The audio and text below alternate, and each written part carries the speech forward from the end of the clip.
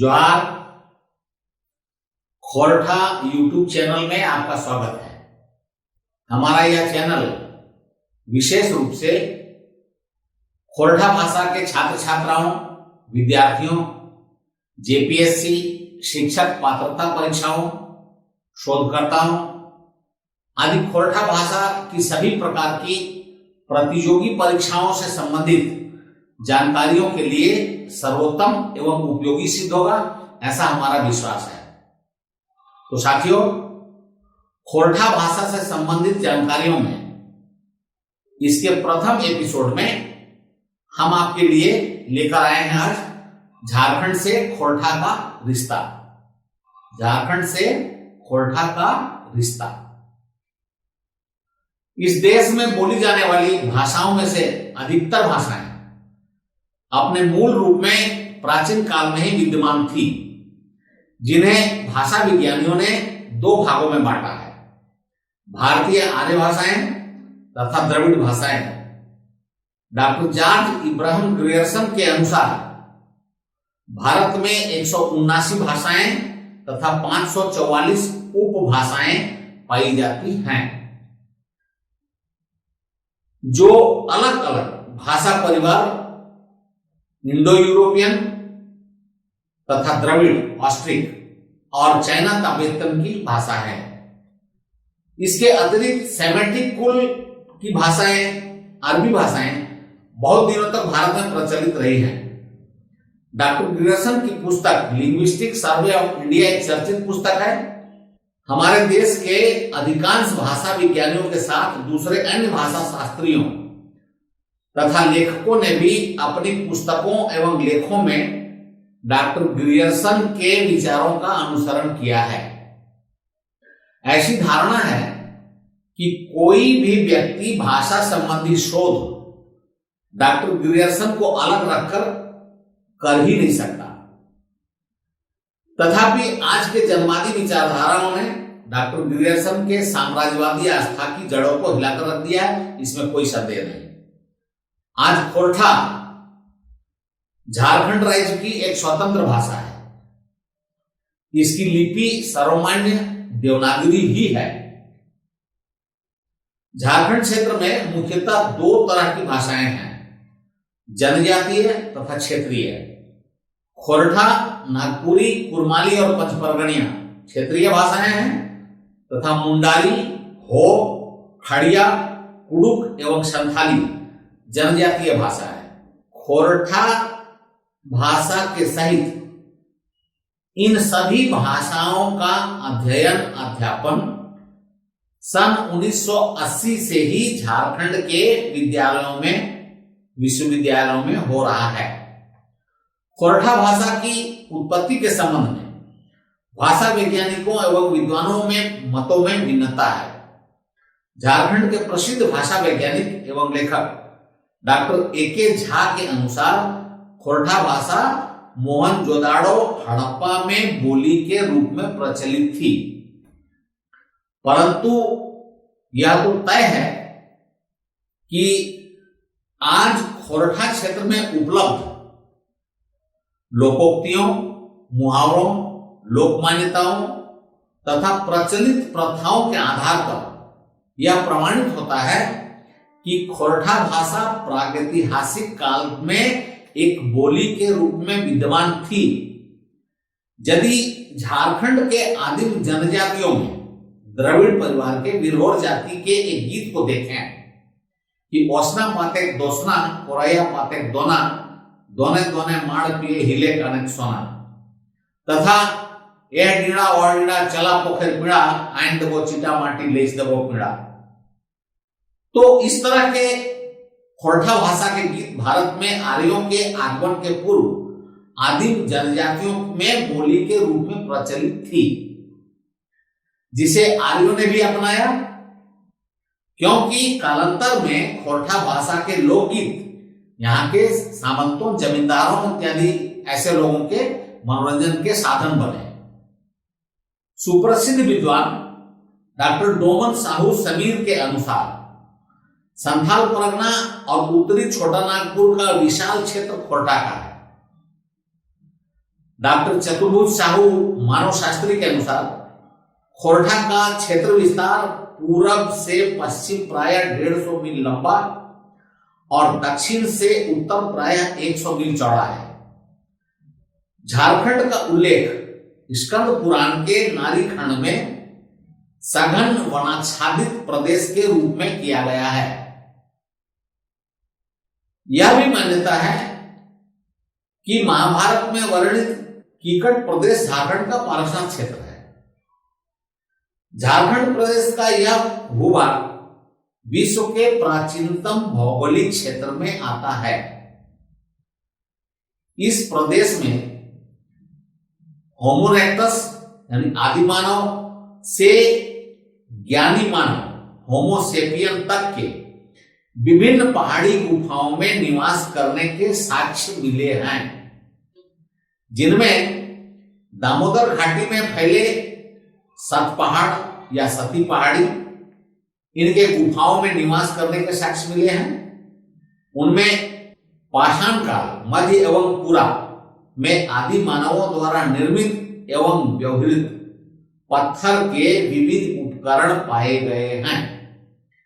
Hindi English शब्दकोश में उल्लिखित झारखंड शब्द का अर्थ the mountain chain from Deoghar to Puri अर्थात बैद्यनाथ धाम से जगन्नाथपुरी तक की पर्वत श्रृंखला का क्षेत्र झारखंड है। वायु पुराण के अनुसार उत्तर में गंगा नदी मिथिला से तथा दक्षिण में खड़गपुर की पहाड़ी तक और पूरब में राजमहल तक को अंग क्षेत्र कहा गया है। बिहार दर्पण पृष्ठ संख्या 19, गंगा प्रसाद अम्बस्ट 1940। जबकि शक्ति संगम क्षेत्र के अनुसार अंग की सीमा एक शिव मंदिर से दूसरे शिव मंदिर तक बतलाता है। डॉक्टर महेश्वरी सिंह महेश पंचदश लोक भाषा निबंधावली पृष्ठ संख्या 44-45 1960। यह निश्चय ही एक शिव मंदिर यानी बैद्यनाथ धाम शिव मंदिर से छोटा नागपुर पठार पार कर पूरी उड़ीसा के किसी शिव मंदिर तक का क्षेत्र निर्दिष्ट करती है। अविभाजित झारखंड में बिहार राज्य के भागलपुर, मुंगेर, बांका, सहरसा, बेगूसराय, अररिया, किशनगंज, पूर्णिया, साहेबगंज, पाकुड़, दुमका, गोड्डा, देवघर और जमुई जिले के कुछ भाग अंग क्षेत्र थे। डॉक्टर डोमन साहू समीर अंगिका भाषा शब्दकोश पृष्ठ संख्या 11 1966। तो भाषा विज्ञानियों एवं विद्वानों के अनुसार 2000 ईसा पूर्व के लगभग आर्य, जो शायद मध्य एशिया के कैस्पियन सागर क्षेत्र के निवासी थे, यूरोप और एशिया के विभिन्न क्षेत्रों से आकर बस गए। इन लोगों को भारत यूरोपियन, इंडो यूरोपियन भाषा भाषी कहा गया, क्योंकि वे भारत यूरोपीय परिवार की भाषाएं बोलते थे। इन्हीं लोगों की एक शाखा को हिंद आर्य भी कहा गया है, जो लगभग 1500 ईसा पूर्व के लगभग इस देश में आए थे। वे कबीलों में रहते थे और संस्कृत बोलते थे। इसी काल में ऋग्वेद के सूक्तों की रचना होने की बात पाठ्य पुस्तकों में आई है। इस तरह प्राचीन आर्यों की भाषा संस्कृत थी। कालांतर में ऋग्वेद की संस्कृत में कुछ परिवर्तन हुए तथा संस्कृत के साथ अनेक भाषाओं का विकास हुआ। प्राच्या, प्रतीच्या, उदीच्या और दक्षिणात्या जैसे कई नाम भौगोलिक विभेदों के रूप में मध्यकालीन भारतीय भाषाओं के रूप में आए हैं, परंतु मोटे तौर पर उनके दो नाम, पहला प्राकृत जो जनसाधारण के बोलचाल की भाषा थी और दूसरा व्याकरण संबद्ध साहित्यिक भाषा संस्कृत। इस तरह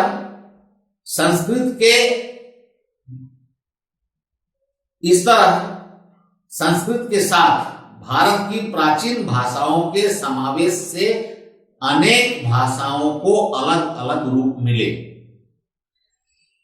आचार्य भरत मुनि के नाट्य शास्त्र प्रथम शती ईस्वी में प्राकृत भाषाओं की श्रेणी में मागधी, अवंती, प्राच्या, शौरसेनी, वाहिलिक और दक्षिणात्य के साथ अर्थ मागधी को भाषाओं के अंतर्गत माना गया है। प्राकृत भाषाओं का व्याकरण डॉक्टर रिचर्ड पीसल, अनुवादक डॉक्टर हेमचंद्र जोशी, पृष्ठ संख्या 2 से 30, 1958 के अतिरिक्त आचार्य पाणिनि 5वीं शती ईस्वी द्वारा भी प्राच्या अर्थात प्राकृत को एक प्राचीन भाषा के रूप में उल्लेख किया गया है। उन्हीं की अष्टाध्यायी में सूत्र 41/176 की व्याख्या में वामन ज्यादादित्य 7वीं शती ने अपनी सिद्धांत कौमुदी में पंचाली, वैदर्भी, आंगी, वांगी, मागधी एते प्राच्या कहा गया है। आंगी पत्रिका वर्ष 2 जुलाई सितंबर 1994, पृष्ठ संख्या 1। वस्तुतः यह सवाल विचारणीय है, जिसके उत्तर में कहा गया जा सकता है कि मागधी और अर्धमागधी, जैसा कि दोनों के नामों से ही स्पष्ट है, परस्पर सगी बहनें हैं। चौथे वर्ग की भाषा अर्धमागधी को ब्राह्मण विरोधी विचारों के नेताओं और पूर्वीय क्षेत्रों के शक्तिशाली साम्राज्यों या गणराज्यों की शासकीय भाषा के रूप में प्रतिष्ठा प्राप्त थी।